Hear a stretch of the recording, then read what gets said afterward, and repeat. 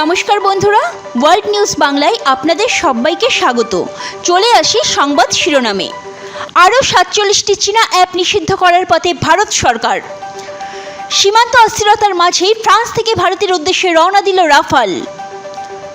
অযোধ্যার রাম মন্দির নির্মাণের ঠিক আগের মুহূর্তে ভারতকে হুমকি বাংলাদেশের। ভারতের হিমাচল সংলগ্ন অঞ্চলে সড়ক বানাচ্ছে চীন, নজরদারি করতে ওড়াচ্ছে ড্রোনও। এবার চীনকে বড় ধাক্কা রাশিয়ার, নিষেধাজ্ঞা জারি করল S-400 মিসাইল সিস্টেমের ওপর।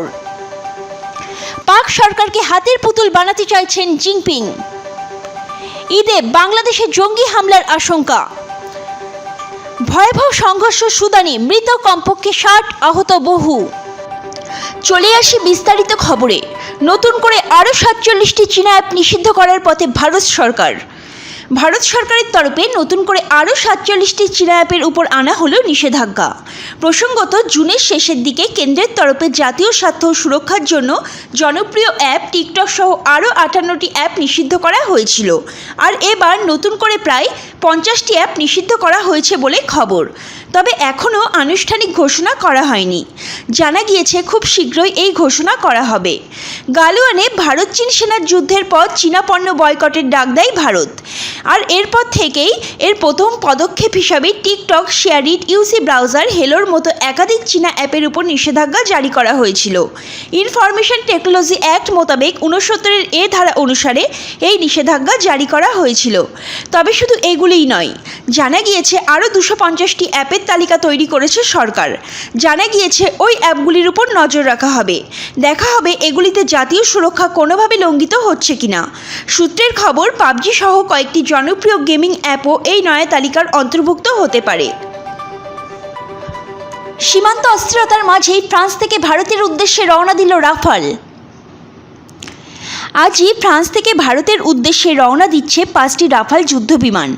সংবাদ সংস্থা এএনআই সূত্রে এ খবর জানানো হয়েছে। সোমবার সকালে সংবাদ সংস্থা এএনআই এর টুইটার হ্যান্ডেল থেকে ফ্রান্সের রাফাল যুদ্ধবিমান হস্তান্তরের ছবিও পোস্ট করা হয়।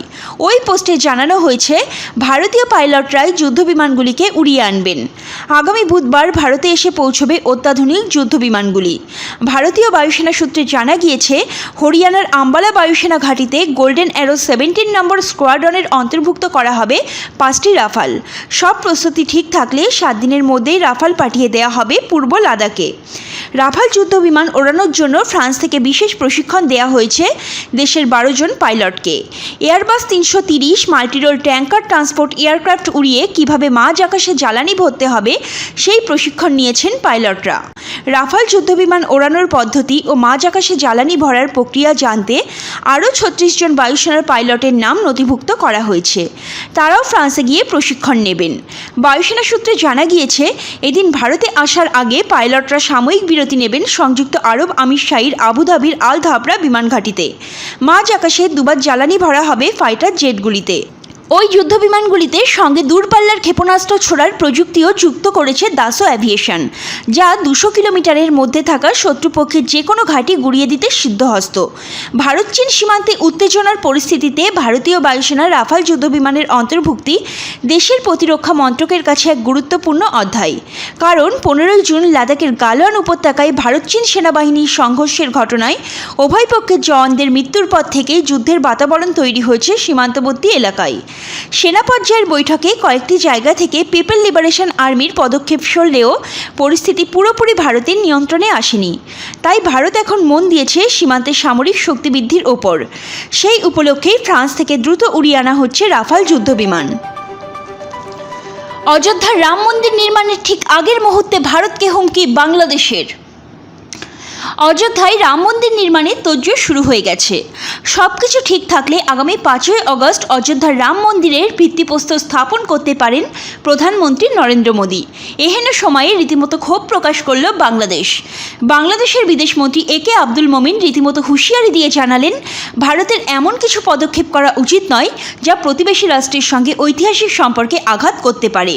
বাংলাদেশের রাজনৈতিক বিশ্লেষকরা বলেছেন, 5ই আগস্ট অযোধ্যায় রাম মন্দির নির্মাণের সূচনা। ঘটনা বাংলাদেশের প্রধানমন্ত্রী শেখ হাসিনার বিরোধীদের হাতে নয়া রাজনৈতিক হাতিয়ার হয়ে ওঠার সম্ভাবনা প্রবল। রাম মন্দির ইস্যুতে বাংলাদেশের বিদেশমন্ত্রীর বক্তব্য, দুই দেশই দ্বিপাক্ষিক সম্পর্ক নষ্ট করতে চাইবে না, কিন্তু ভারতের এমন কোনো কাজ করা ঠিক নয় যা বাংলাদেশের সঙ্গে গভীর বন্ধুত্ব ও সম্পর্ককে নষ্ট করে দেবে। সর্বভারতীয় সংবাদপত্র দ্য হিন্দুর রিপোর্ট অনুযায়ী মোমেন বলেন, আমরা দ্বিপাক্ষিক সম্পর্কে আঘাত হানতে এই বিষয়টি অনুমোদন করব না। তবু আমি এখনও ভারতের কাছে আর্জি জানাচ্ছি, এমন কিছু যেন না করে যাতে ভারত বাংলাদেশের সুন্দর বন্ধুত্বের সম্পর্ক নষ্ট হয়ে যায়।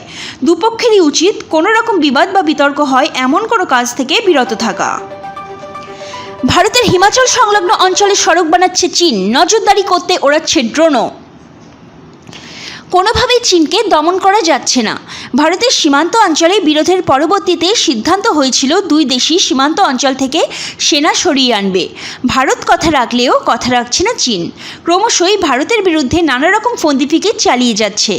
সম্প্রতি সীমান্ত অঞ্চলে টহল দিতে গিয়ে ভারতীয় সেনারা দেখতে পায় চীন কিন্নর জেলার মোরংঘাটি এলাকা কুনুচাং থেকে এগিয়ে খেমকুল্লার কাছে প্রায় 20 কিলোমিটার দীর্ঘ সড়কপথ তৈরি করেছে। যুদ্ধকালীন তৎপরতায় কাজ চালাচ্ছে চীন। মাত্র 2 মাসের মধ্যেই রাস্তা নির্মাণ হয়ে যাওয়ায় হতবাক হয়েছে ভারতীয় সেনা।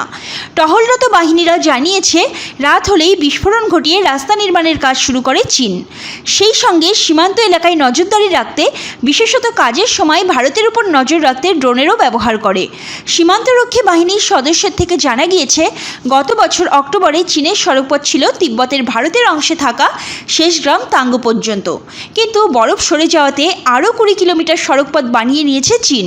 এখানেই শেষ নয়, সাংলাঘাটির ছিটকুলের পেছনে থাকা তিব্বতের জমরঙ্গলা অবধি ইতিমধ্যেই রাস্তা তৈরির লক্ষ্যে চীন। এবার চীনকে বড় ধাক্কা রাশিয়ার, নিষেধাজ্ঞা জারি করল S-400 মিসাইল সিস্টেমের ওপর। অতি আগ্রাসী মনোভাবের জন্য বিশ্বমঞ্চে কার্যত একঘরে হয়ে পড়েছে চীন। দক্ষিণ চীন সাগর নিয়ে মার্কিন রোষের মুখে পড়ার পর এবার কমিউনিস্ট দেশটিকে জোর ধাক্কা দিয়েছে রাশিয়াও। নয়া সমীকরণ তৈরি করে আপাতত বেইজিংকে অত্যাধুনিক S-400 মিসাইল সিস্টেম সরবরাহ না করার সিদ্ধান্ত নিয়েছে মস্কো।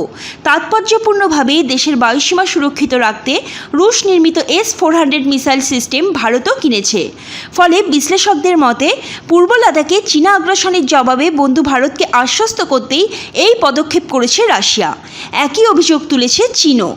এক বিবৃতি দিয়ে বেইজিংয়ের অভিযোগ, তৃতীয় কোনো দেশের ইশারাতেই তাদের মিসাইল ডিফেন্স সিস্টেম সরবরাহ করতে চাইছে না রাশিয়া। নাম না করলেও ভারতের দিকে যে ইঙ্গিত করেছে বেইজিং তা স্পষ্ট।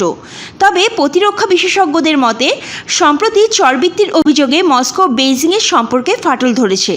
চীনের হাতে গোপন তথ্য তুলে দেওয়ার অভিযোগে Saint Petersburg Arctic social science একাডেমির প্রেসিডেন্ট ভ্যালেরি মিটকোকে গ্রেপ্তার করেছিল রাশিয়া।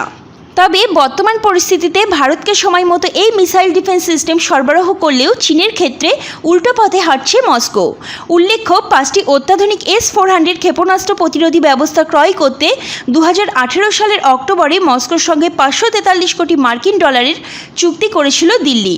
গত ফেব্রুয়ারিতে federal service of military technical corporation of রাশিয়ার ডেপুটি ডিরেক্টর ভ্লাদিমির দ্ররিবো জানিয়েছিলেন, 2021 সালের মধ্যেই প্রথম S-400 সিস্টেম হাতে পাবে ভারত।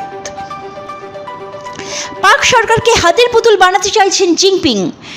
দীর্ঘদিন ধরেই পাকিস্তানের উপর আধিপত্য বিস্তার করার চেষ্টা চালিয়ে আসছিল চীন।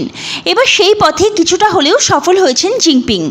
সাম্প্রতিক একটি রিপোর্টে এমনই জানা যাচ্ছে, শেষ পর্যন্ত পাকিস্তানের একটি মন্ত্রকের অধিকার আসতে চলেছে চীনের হাতে।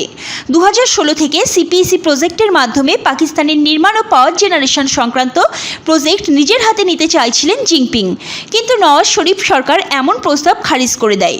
অবশেষে নাকি সেই প্রস্তাবেই সায় দিয়েছেন ইমরান খান। এশিয়া টাইমসে প্রকাশিত আলী সালমান আন্দানির একটি রিপোর্ট অনুযায়ী চীনের প্রেসিডেন্টের ইচ্ছায় পূরণ করতে চলেছেন ইমরান খান।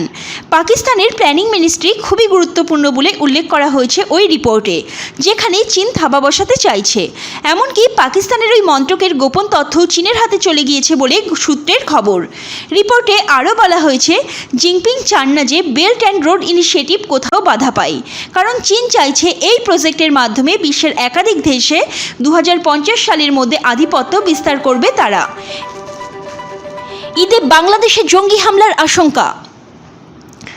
আসন্ন ঈদকে সামনে রেখে বাংলাদেশে বড় ধরনের হামলার পরিকল্পনা করছে জঙ্গিরা। এমন তথ্যের উপর ভিত্তি করে পুলিশের সকল ইউনিটকে সর্বোচ্চ সতর্ক অবস্থানে থাকতে নির্দেশ দিয়েছে সদর দপ্তর। বিষয়টি নিশ্চিত করে কাউন্টার টেররিজম ইউনিটের প্রধান মনিরুল ইসলাম গণমাধ্যমকে জানিয়েছেন, দেশে জঙ্গিদের নেটওয়ার্ক আগের থেকে দুর্বল। ঈদের আগে তারা মাথাচাড়া দিয়ে ওঠার চেষ্টা করতে পারে, তবে বড় ধরনের হামলার সক্ষমতা তাদের নেই। তবে আইন শৃঙ্খলা বাহিনী প্রস্তুত রয়েছে। ভয়াবহ সংঘর্ষ সুদানে, মৃত কমপক্ষে 60। জাতিসংঘ রবিবার সুদানের দারফুরে সহিংসতার খবর দিয়েছে। এতে 60 জনেরও বেশি লোক নিহত হয়েছে। প্রাপ্ত তথ্যানুযায়ী শনিবার বিকেলে পশ্চিম দারফুর এলাকায় মাস্টারি গ্রামে প্রায় 500 সন্ত্রাসী হামলা চালায় এবং 60 জনের বেশি মানুষ নিহত ও বহু লোক আহত হন।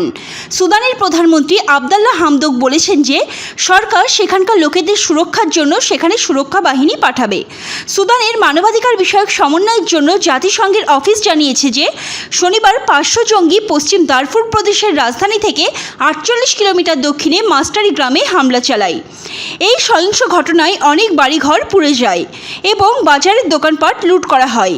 সরকারি বার্তা সংস্থা সুনা নাম প্রকাশ না করে সূত্রের বরাত দিয়ে জানিয়েছেন যে শনিবার সকালে এই অঞ্চলে মাসলিত আরব উপজাতির মধ্যে সংঘর্ষ শুরু হয়েছিল এবং রবিবার গভীর রাত পর্যন্ত চলে।